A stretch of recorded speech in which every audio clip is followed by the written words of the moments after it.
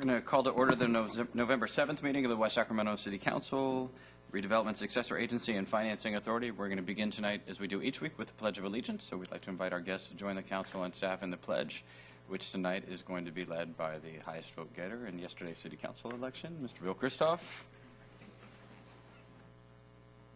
Pledge allegiance to the flag of the United States of America and to the republic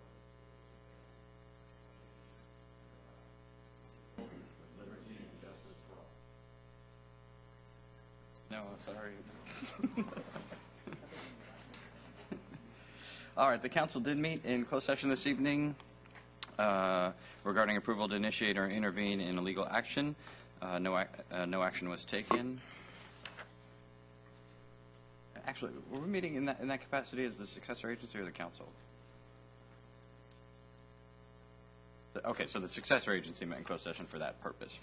All right, that brings us to item 1A, which is presentations by the public on matters not on the agenda, but within the jurisdiction of the City Council. As noted in our agenda, the council is unable to take up issues that are raised under item 1A, but it does provide an important opportunity for a public forum on issues within our jurisdiction. We do ask that anyone wishing to address the council on this or any other item tonight to please fill out one of the yellow cards that's available at the front door and turn it into the city clerk. In front of the city clerk is a timer that we use to make sure that everyone has a chance to be heard, and to that end we ask that all comments be limited to no more than 3 minutes. Also in front of the clerk is a flip chart, and that flip chart simply indicates which agenda item we're currently considering at any moment.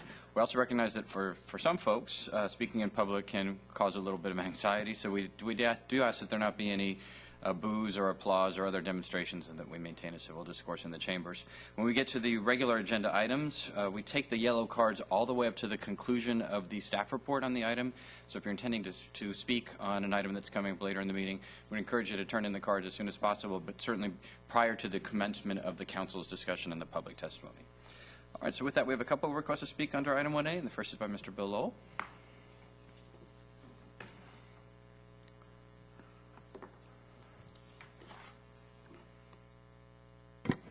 Thank you, Mr. Mayor. William Lowell of West Sacramento for the record.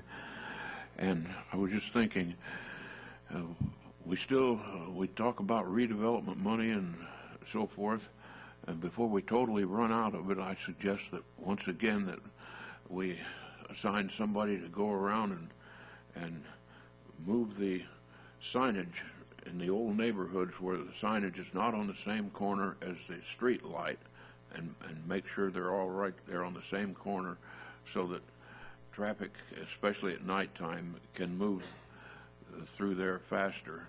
And this would be of assistance to the emergency vehicles too. And I just discovered this last week when I'm riding that bus number 240 from Harbor and West Capitol, and it's running late. Half the time I'm missing the connection for number 35. And if it's a regular weekday, from now on, I'm going to stay on that number 240 and go downtown, and then I'll catch that express number 39 and perhaps even get home sooner instead of wasting almost an hour waiting for the next 35. But that's not available on weekends or holidays, and it's only during peak hour on weekdays, and not you have to study the schedule, and it shouldn't be running any later one way or the other. But that's just another asset that I didn't realize that we had, but we do have available to minimize that frustration.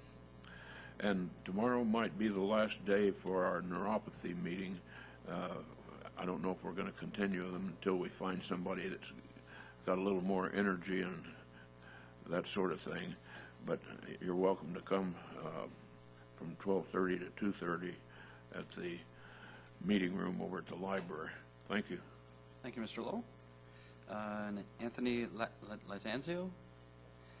And Kevin Boyles, I don't know if you both of you want to come up together or...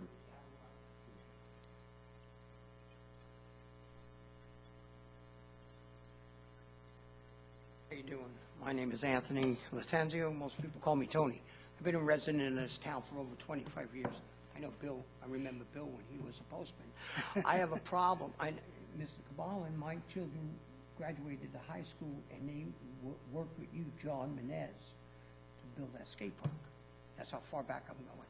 Okay, this was great. I had everything was good until this Mr. Dave Brinsfield got out of prison 10 months ago. His father died. He was a local fence builder. He's nothing but in and out of prison all his life. Now the house has turned into a drug house.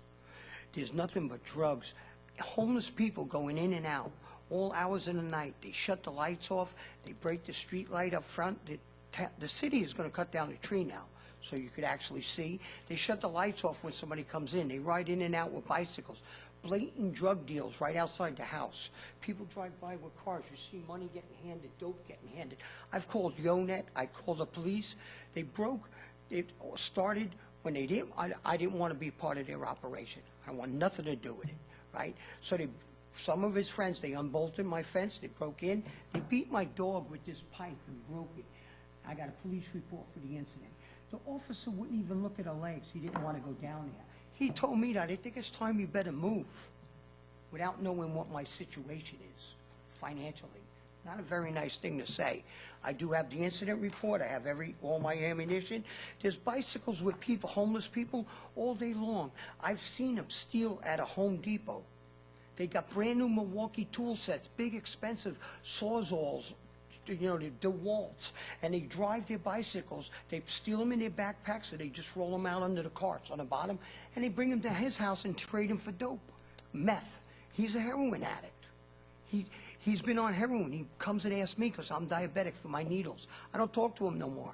They've made threats on my life. He made 2 threats on me this morning. I went today to pick up the temporary restraining order in the court in Woodland. Too busy. I'm going back tomorrow.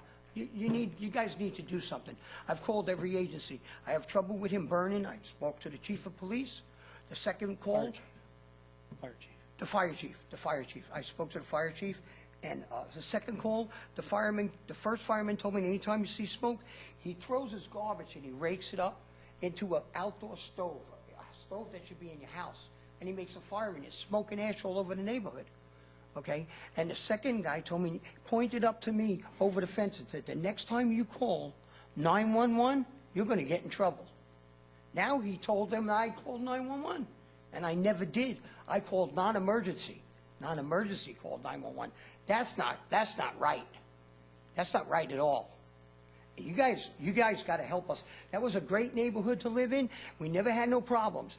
If you read the newspaper, the little Westack, it says 10 batteries 2 weeks ago, car batteries. People's car radios stolen. They broke into my shed. They kept the dog under the deck with this and beat her because I left this under there when I moved my air conditioning from under the deck to the side of the house. Professional did it. Okay? That's what they did. My name's Kevin Broyles. I used to live with Tony. I moved in about February, and the neighbor wasn't out of prison yet. There was somebody else taking care of the house for him, and the place was quiet. You know, the whole neighborhood was quiet. People wave at each other, you know, when they walk down the street. And I thought, wow, this is a good place for my son. I got my son over there, and when Dave got out, things started to change. You know, it was slow at first, but there'd be cars pull up in front of our house, and one person the driver would be sitting in the car with the engine running. The passenger runs into the house for about 5 minutes and then comes back out and they take off. And, you know, this goes on all day and all night. Like Tony said, you see these people with a bicycle and a Milwaukee Sawzall brand new across the handlebars pull into his driveway and they leave without it. You know, about 5-10 minutes later. And I finally decided that, you know, it just kept getting worse and worse. And I had to move. And I got my 14-year-old son. They started asking Tony about my son, you know, and I didn't want him around that. I really loved the neighborhood. I loved the town, but I wasn't going to raise my son next to a dope house, you know. It seems that somebody should be able to do something, you know, surveil him or something, Anything. you know, and because I think he's on probation. He's on probation. Yeah. Yeah, And he- and they hauled his girlfriend out 2 weeks ago. They went in and hauled her out. Yeah, and it, you know, none of them's got a driver's license, but they all drive. He's got a motorcycle he rides around, no license for that either. Seriously doubt if they've got any insurance or anything. But nobody does anything. You know, and, one of us parks in the wrong spot, you know, we get a ticket. But these guys are just getting away with it, and it, you know, it's maddening because he's been on, like Tony said, he's been in and out of jail, prison all his life. You know, and we're trying to be good people and raise our kids, you know, be good neighbors, and this clown just keeps, Anthony, tell him. yeah, you know, I've personally heard the guy in the front part of the house threaten Tony 2 or 3 times. What about his wife? Oh, yeah, his wife. His wife Amy- threatened me on Saturday when we were moving my one motorcycle. Yeah. He came to help me. I mean, I'm not a suit type of guy like you guys, but I'm a good person. Vietnam veteran. No drugs, no alcohol. I'm sick. You remember when I had a towing business? How many years? My Yeah. wife doesn't even let my son come to visit Yeah. because of this. She hates David Bridgefield because when she lived with me and she was much younger than me, he kept on bothering her, sexual harassment. I mean, I need something to do, something to be done. I'm tired, and Yeah. I'm asking you guys to do something for me. This is what they did to a $2,500 Mastiff. They beat her bloody. Yeah. I'm asking you guys. Thank you very much. Thanks a All lot. right, thank you. Thanks. You guys know that I'm a good person. I need your help. All right, so as I indicated earlier, we can't, the chief's going to meet you outside as well. Oh, do you have some information, Chief?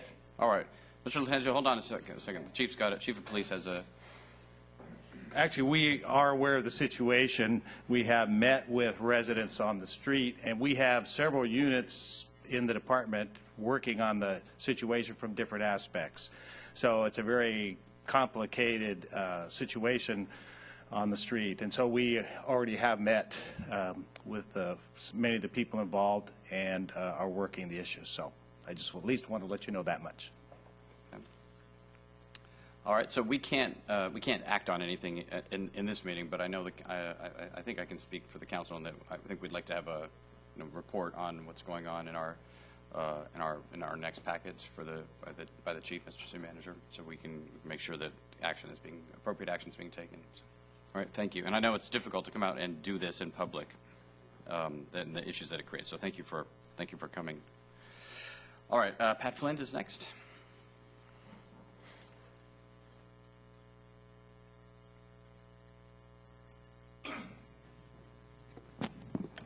Thank you, Mr. Mayor, council members.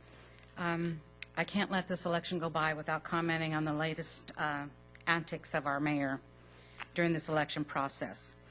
Over $30,000 of developer money donations were spent on this election by Move West Sacramento Forward.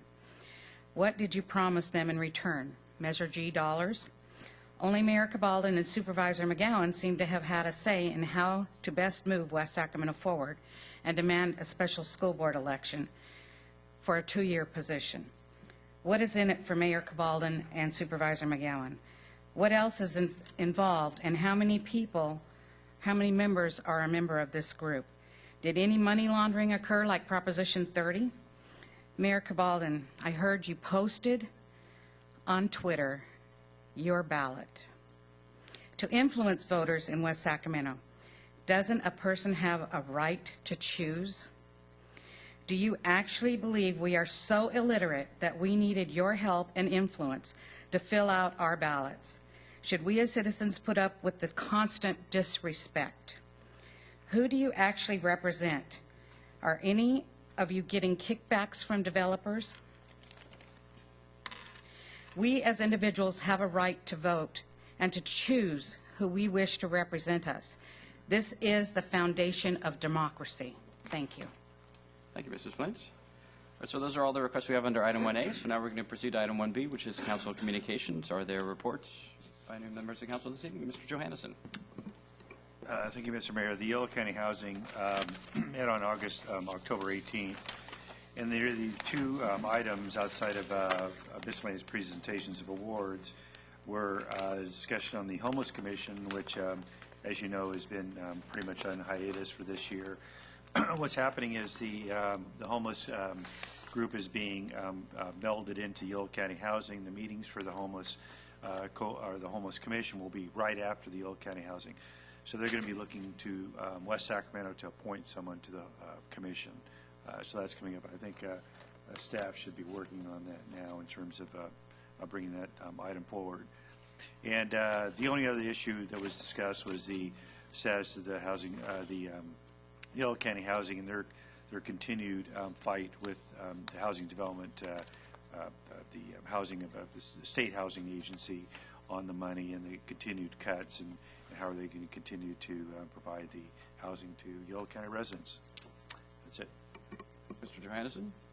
Mr. Ledesma? Thank you. On Monday, this past Monday, the 5th, I attended the Board of Directors meeting for the Water Resources Association of Yolo County. Among the agenda items there were some updates on water legislation and regulatory issues from the various county folks and the water districts that were in attendance. We did get an update on the Lower Sacramento Delta North Regional Flood Management Plan, and I have to note that we did get a very nice, the city of West Sacramento received a very nice compliment from our very own Cindy Tuttle, but as on behalf of the county for the work that the city has been doing, specifically Dave Schbach, in the planning process for the county. So that was much appreciated. There was also a presentation and an update on the Woodland Davis Water Supply Project, and it was just a brief update, so nothing of consequence there. In short, we were not mentioned. Thank you. All right, then that's it on item 1B. Item 1C is appointments to boards and commissions. We haven't done tonight, but Madam Clerk, could you just refresh the calendar? Let us remind us and the public of the calendar for the appointments process now that the election's complete. Certainly. Applications for returning and new board and commission members are due to the city clerk's office by November 30th. Upon the receipt of all of the applications, they'll be forwarded to the council for commission, or for consideration. And we will notify everybody that we've received their applications and keep them apprised of the appointment process.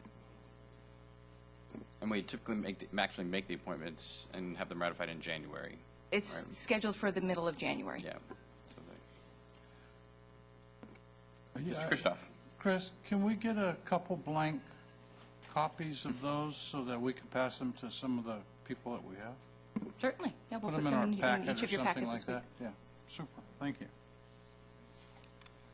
All right, that brings us to the consent agenda, items 2 through 11. Are there any items on consent that any member of the council wishes to remove, or any item for separate question or comment? And noting that on item 3, the city manager has informed us that there's a typographical error where in section 2C, where it says the county, it should read the county and it says the city. So that amendment will be part of the motion on that item or on the consent agenda. But any other items? Item 10? All right, then we'll go to item 10, which is consideration of agreement with Holland & Knight, LLP, for federal legislative advocacy services. Mr. Mayor Pro Tem Villegas. There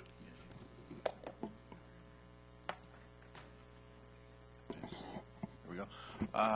Mr. City Manager, generally when we go out to bid and do contracts like this, we identify at least those applicants or the folks that actually made the short list. Is there a reason why we didn't identify who else applied for the services? Mr. Villegas, there's an attachment that to the report that has the summary of those who made the short list and a little bit about each one of the firms. It's a chart. Okay. Oh, you know what? I didn't see that on the back. Sorry. Oh, very good. Just wanted to know who else had applied. Thank you so much. All right, and then, Mr. Christoph, sorry. I do have one question on this, too, and that is, we've had Holland & Knight before, and was that under a Bush administration, or was... Under what administration was Holland and Knight? Holland and Knight's our current federal advocate, Okay. so that we've had them for at least, I think, most of the time of the Obama administration. Oh, okay, okay. Thank you. Yes. Okay, then item 2, we have a request for public comment. Item 2 being consideration of the terms of agreement between the City of West Sacramento and the West Sacramento Firefighters Association, Local 522. Mrs. Flint?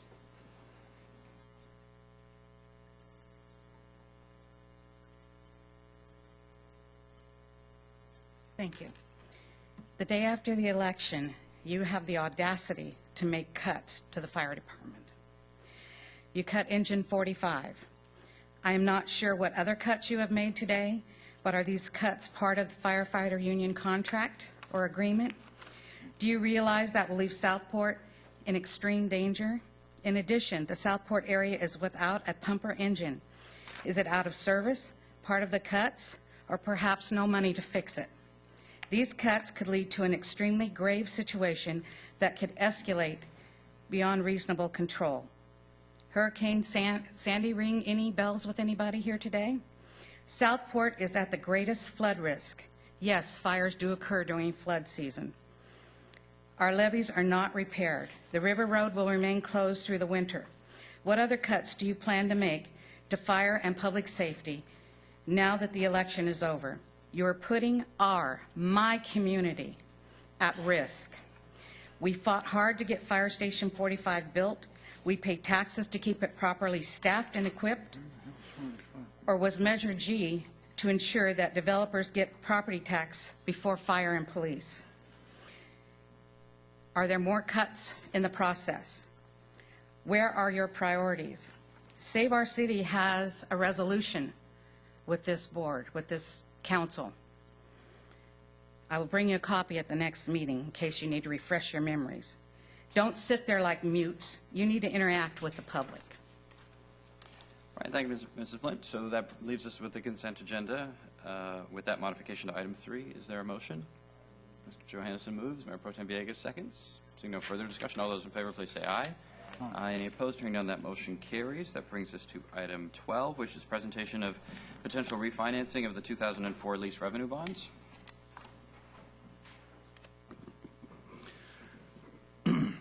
Mayor, members of the City Council, as you know, the Administrative Services Department is constantly looking at our outstanding debt, looking for opportunities where possible to refinance that debt for savings. And so what we're bringing to you tonight is an information item on opportunity to refinance the city's lease revenue bonds, this 2004 series that were issued to build Fire Station 45 and do some improvements to Fire Station 42.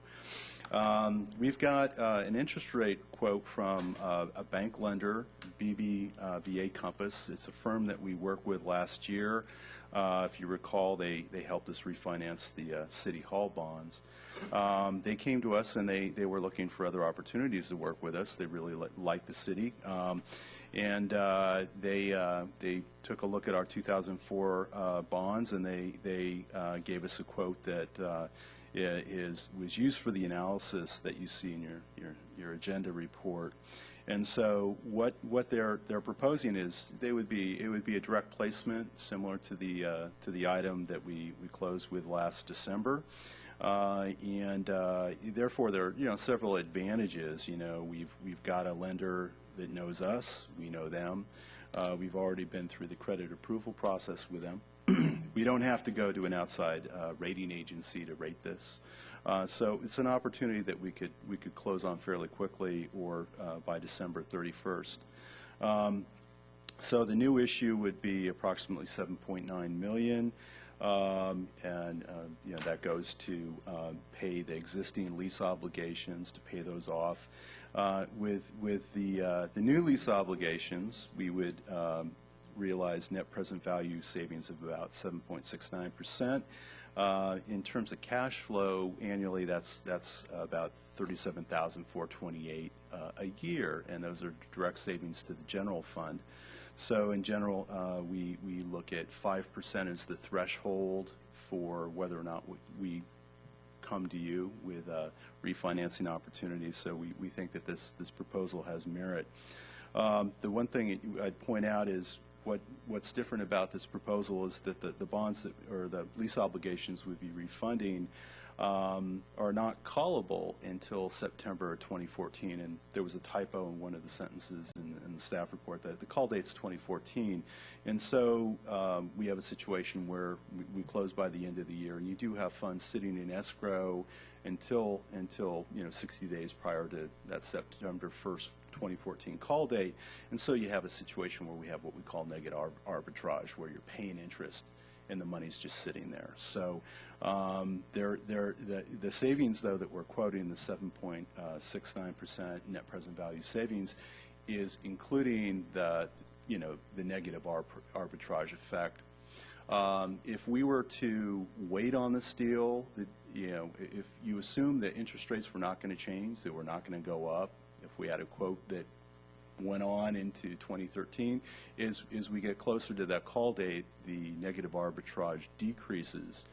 But we would just point out that, interest rates, it's a very interest rate sensitive deal. So if the interest rates go up slightly less than half a percentage point, the deal isn't really in the money anymore. So we're coming to you tonight to seek direction to pursue this deal. Again, we'd have to close fairly quickly on it. We would come back to you December 5th for the actual authorization to execute the new lease obligation documents. But we do think that it's a great opportunity to save money for the general fund, and we'd like your direction tonight.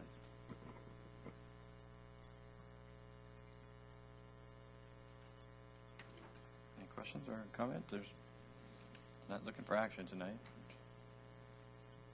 All right. Mr. Milberg, thanks. Yep.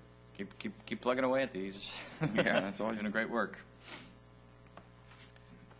All right, item 13 is the Yolo County Habitat Joint Powers Agency funding update. Good evening, Mayor, members of the City Council. This item is before you tonight at the request of Councilman Ledesma. Since he has provided periodic updates as a part of his council communications on the YOLO JPA board, I won't belabor you with a lot of repetitive staff presentation, as much of that has been communicated in the actual written staff report. But instead, I'll focus more on the direction of the JPA. So since the release of the staff report, more information has become available on the completeness of the plan. The staff report indicates that the HCP NCCP is estimated at 50% complete. That really is speaking to the overall completeness of the plan and the entire scope of work, from drafting of the plan to completion of the actual permitting. In the overall scope of work, that includes 4 drafts of the plan. The first draft is actually 90% complete, with the exception of 1 chapter, and that's the funding and implementation chapter. So it's a fairly significant chapter. However, this is good news because it's actually a little further along than we originally thought. The city manager has been meeting on a regular basis with the other managers in YOLO cities and county on a regular basis to review the plan status and to look at strategies for moving it forward. The other agencies have shared their interest in pursuing a completion of the administrative draft by June 30th, 2013, and then reevaluating the next steps at that time. Staff agrees that there is value in completing the administrative draft, which we have elaborated on in the staff report. In order to do this, though, there's a funding shortfall which is discussed that needs to be addressed. There is a proposal that's before each participating agency to share in the cost. West Sacramento's cost is approximately $160,000, and we have identified possible funding sources in the staff report for how we might fund that. And those include some potential cost savings that might result in the general fund at the end of 2013. Also, Fund 106, which is the Community Investment Fund, which is estimated to have about $300,000 remaining at the end of 2013, fiscal year 2013. And then also we could look at some other one-time monies in the long-term debt reserve fund. Lastly, in the staff report, the JPA board meeting was indicated as November 13th. It's actually November 15th. And then tonight, Petrea Marchand, who is the interim executive director of the YOLO GPA, she's here this evening, and she's available for questions. But she's sick. Unfortunately, she has very limited voice. So it could be she may need to whisper to Yes me. or no and- questions only. Yeah, things she can do with hand signals would be good. That concludes my presentation, and I'll turn it back to you for questions and discussion. Okay, before questions, Mr. Ledesma, do you have any? Well, just a couple of things. Thanks, Charlene, for the presentation. I think that November 15th meeting we're having as a JPA is really for an opportunity for me to take back to the JPA board the thoughts and the intent of this body and moving this forward. I'll say on the plan side, because it is important that the city council understand that through the work of Petrea and the folks that have been involved in this, and Chair Saylor, we have done a lot of diligent work in the last 2 months to get the plan, understand where we are with the plan, but more importantly, to be in front of our partners at the Department of Fish and Game, as well as, they're still called that, right? Department of Fish and Game, as well as Fish and Wildlife Services, the federal agency, and our partners to get this done. It is, I will say, from the JPA board's perspective, this has been something we're been very clear, and the city managers, I think, have heard this too. We want to get to the administrative draft. There's value to having that. We have the ear and the attention of our federal and state partners to do that. When you have a federal agency that actually makes the offer to sit in a room and have group composition to get the drafts done over overhead PowerPoint, that's a good place to be. In other words, we have a little bit of leverage, and then so I think sending a strong message back from the participating agencies in this GPA that we're engaged, that we're going forward, is a good place to be. Getting to the interim solution of the June 30th or shorter time frame to get the administrative draft leaves us in some, I think, a real flexible time where we can evaluate what we're doing there, and I think we just need to consider that. Mr. Kristoff. Yeah, Charlene, if we have the administrative draft, is that document going to be comprehensive enough to have this HPC work? Or, because, I mean, you know, we spent a lot of money, and we really don't have a lot of properties that we've identified, bought, or done whatever we're supposed to do with them. So does this administrative draft, does it at least get us to the point to where we start to purchase properties and do the things the HPC is supposed to do? The administrative draft really begins the process where we really get into the review, the negotiations, and moving towards finaling the actual permit for the HCP and CCP. Negotiations with who? With the Fish and Wildlife Oh, okay. and Fish and Game. You know, they've been at the table, but they really haven't had a plan to evaluate and to start moving forward in the permit process. So that's what the administrative draft plan provides. My understanding is as long as we keep moving on that, the interim Swainson's Hawk program stays in place. And so as development occurs, there's still, you know, development, if it's under 40 acres, would still pay the per acreage fee. The JPA could then still go after mitigation properties, conservation easements to fulfill the Swainson's Hawk. So that program is still in place. You know, projects that are 40 acres or over, they have to go work with the JPA and/or Fish and Game and purchase conservation easements for their projects. So that's still in place.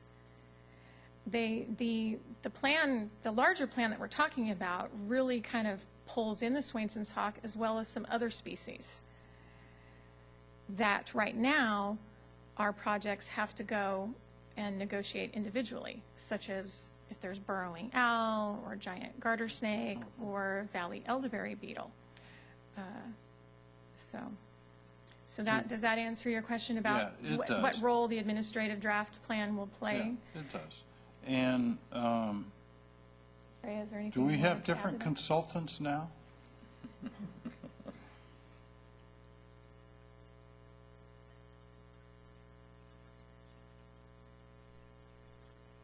By the way, Petrea is yelling right now. I know. Oh, no. Oh, no. I have heard Petrea yell. That is not Petrea yelling. She has no voice at all. Okay. So Yes. Treya was whispering to me that currently we have, the JPA has purchased 1,100 acres in conservation for Swainson's hawk. Getting to the administrative draft should provide a mechanism by which the JPA can go after additional grant funding to go after more conservation easements. So even at the administrative draft level, it does provide a tool to try to acquire more conservation easements. Okay. Do we have new consultants now?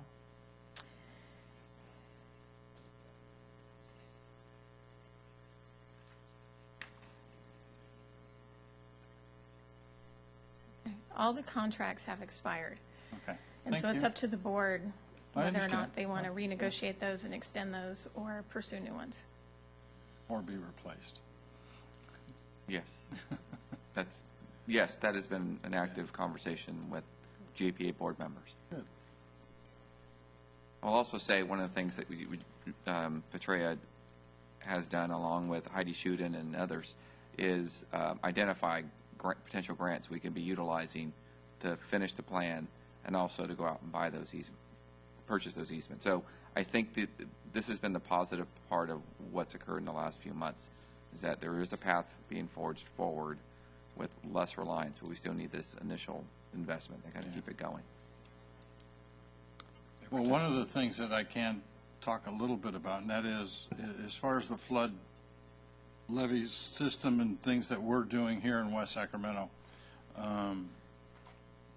this JPA is really an important part of all of that.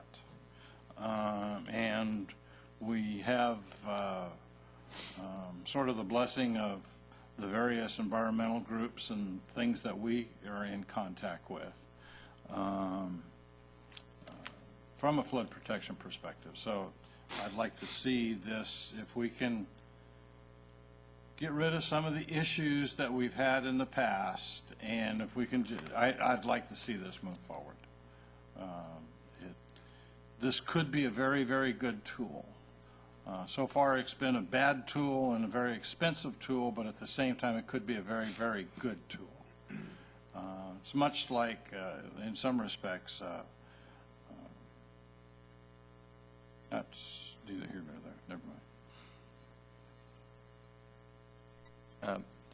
Mayor Pro Tem Villegas? Yeah, no, I concur. It makes sense. I actually had the opportunity to sit as the city's representative to the committee years ago, and I didn't quite understand it, but over the course of short years, it was apparent, as Bill said, it has tremendous value to so much of what we do here, and I think it certainly plays into being a good steward in our role as we develop conservation plans for the development that we're enjoying here in our community. So it makes sense. Yeah, I'm supportive of it too. I mean, it has done, it's done half its job, right? I mean, if it hadn't existed, if it hadn't been in place, then many of the projects that we treasure today would not have happened, or they would have missed the market, or we would have missed the grants for flood projects. So I mean, it's direct. It's it's sort of its express purpose, which was to make it easier to create a rational system for developers, for flood agencies, for us, for others to be able to do habitat mitigation without having to, okay, I want to build a shed. Now I have to go find some equivalent piece of property that has the same species. It's crazy. So this creating that mechanism so that everyone who's not a habitat expert can pool their money essentially and buy high value habitat for the species that we're trying to protect. That portion was accomplished. And so in terms of the value of allowing Southport amenities to be created and the other things that we've done in the city and the levee projects, it has been a value. In that sense. It's the other side of the equation where I think everyone in the county is disappointed at how much progress has been made on the acquisition of the easements. But I mean, in the long run, even what has been acquired is still a higher value for those species than the way we used to do it, which was a developer goes out and gets something, hope they can get some staffer at Fish and Game to sign the paper or whatever. But it was just like half an acre here and 5 acres there, which is not how hawks or beetles or anybody else lives. I mean, they don't respect those lines. So having it's still the right theory. My concern had been, I don't want to just put money up to a Band-Aid to keep it going for, just another few months at a time. And the work that Councilman Ledesma and the city manager and the whole city staff team and then having Petrea come on board at the agency has been very reassuring because there's been a lot of work done on the finances in a hard-nosed way about what are the consequences of doing something else. It's been fully analyzed in all the alternatives. So this certainly is not ideal, and I think we always should had worked out in a different way. But it's still the right path, and we now have the right people working on this both at the board and the staff level. So I'm comfortable with the approach. I mean, I'm uncomfortable with this whole thing, but I'm comfortable with the path that is being charted by the board and by our staff as well. So. And I'll say I'll take a lot of your comments and concerns back to the board as we meet in the 15th, and make sure that those are expressed. I think the other jurisdictions are also meeting as well, and this is on their agenda item as well. Okay, thank you very much. Get some rest. Charlene, get some rest. Now that you've hung out with Petrea, we don't want you getting sick, so. Oh, yeah, no. All right, so that's it on item 13. Next is council calendar. Ms. Richardson? Yes, Mr. Mayor, I just wanted to bring the council's attention that will be closed on Monday in honor of Veterans Day. And on the 13th, the police department is going to have a community meeting at Westmore Oaks, mainly to talk about the new alarm ordinance. And then one other change to the calendar. On December 5th, we're looking to start the meeting on that night at 6:30 p.m. That's the night that's scheduled for the swearing in of the council, and it's also the night that we'd like to give the awards to the photo contest winners. That's all. Thank you. Questions on the calendar? All right, Okay, that was December 5th, is what you said, Carol? Yes, that's There's a Port assuming. Commission meeting before that, and then we're still here earlier? Yes. Okay, Yes. thank you. All right, city manager report. Well, Mr. Mayor and members of the council, the city clerk provided a brief summary of the work that was done last night. I want to definitely thank Chris Rankin and Janet Chapman for their efforts on elections night. Well executed compared to past years, and we appreciate that. Just briefly, next week, the Port Commission was moved from today to next Wednesday, so the Port Commission will start at 4:45 next Wednesday, and at the council meeting, we will also have a workshop on proposed marijuana ordinance, growing ordinance, as well as a truck length issue for Road 22 will be on that agenda. Mayor Pro Tem Villegas? Thank you, Mr. Mayor. And I just want to follow up on your comment earlier about the memo provided by the city clerk. I wanted to provide, huge kudos to the city clerk, first of all. This has been an issue that's come up in our community for years now, and there is no perfect solution without spending a lot of money, but I thought the city clerk, in her willingness to kind of take the initiative and try something different, and I think, albeit she admits in the memo that it wasn't perfect, it was certainly worth considering. We ended up, for folks who don't know, we ended up with a remote scanning station at City Hall, something we've never done before. Typically, we have to ship all the ballots to Woodland every night and get in line like we do, and we all know what's happened there. Well, for those who don't, you don't want to know. But in any case, she took the initiative to try and do something different, and I think it's worthy of certainly saying thank you very much for trying that. It wasn't perfect, but thanks so much. That's good service to our community. You didn't get any extra resources to do it, but you took it on anyhow, and I thought you guys did a good job. So thanks. Thank you. We're going to keep trying.